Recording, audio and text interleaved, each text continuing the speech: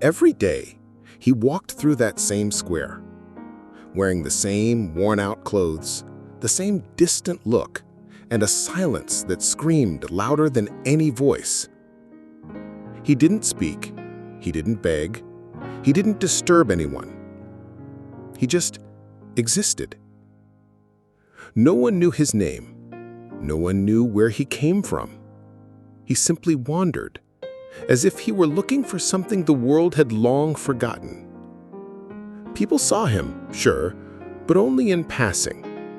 Some crossed the street when he came near. Others whispered judgments under their breath.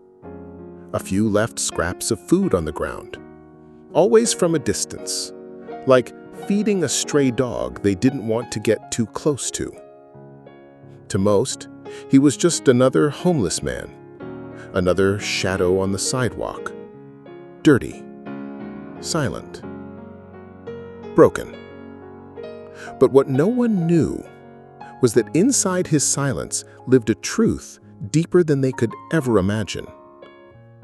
He always sat in the same spot, a bench beneath a dying tree. Next to him, a torn blanket, a bag full of empty bottles, and a notebook. Worn, faded, always closed. He never opened it, never touched it, just kept it by his side, like something sacred. No one dared ask why. Then one day, everything changed. A monk came to town, humble, calm, with a quiet smile and eyes that looked like they'd seen lifetimes. He walked past the bench, saw the man sitting there, and instead of walking by like everyone else, he sat next to him. He didn't speak. He didn't judge. He just breathed. Peacefully. People thought it was strange, but the monk came back the next day, and the next, and the next, until on the fifth day, the man finally moved. He reached for the notebook with shaking hands and offered it to the monk. And with a voice dry from years of silence, he whispered, "Read it. From me." It was the first time anyone had heard him speak. The monk opened the notebook and began to read aloud. Inside, there wasn't madness. There wasn't anger. There wasn't hate. There was pain. There was beauty. There was poetry. There was love and loss. Pages filled with thoughts he never dared to say out loud. Memories of a wife he'd lost in a terrible accident. A son taken away by a system that didn't care. A home lost. A job taken. A life shattered. And yet, his words were gentle, raw, but full of grace. It wasn't the notebook of a madman.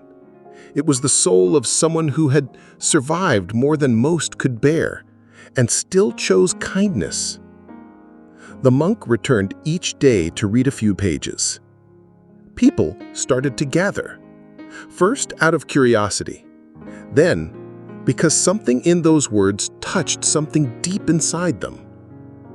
They began to see him differently, not as a homeless man, but as a human being, a survivor, a poet, a father, a man who had every reason to scream at the world, but chose silence instead.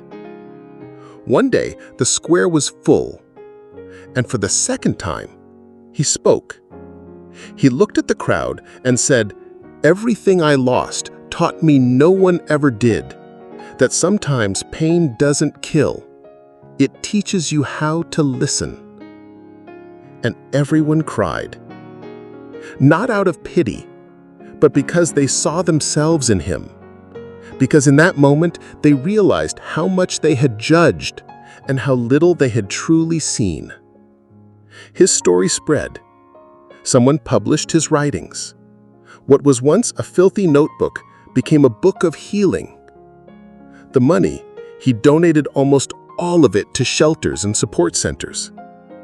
There are still people out there, he said, who haven't found the kind of silence that saves. They'll need help until they do.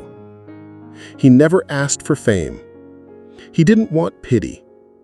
He just wanted to be seen. Not on the outside, but for who he really was. And thanks to the quiet presence of a monk, he was. And you?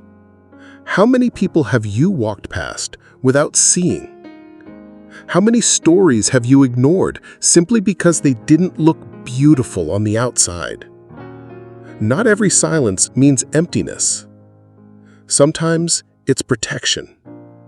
Sometimes it's a scream. Sometimes it's all someone has left. Before you judge someone who's gone quiet, ask yourself this: could you have survived what they've been through and still stayed kind?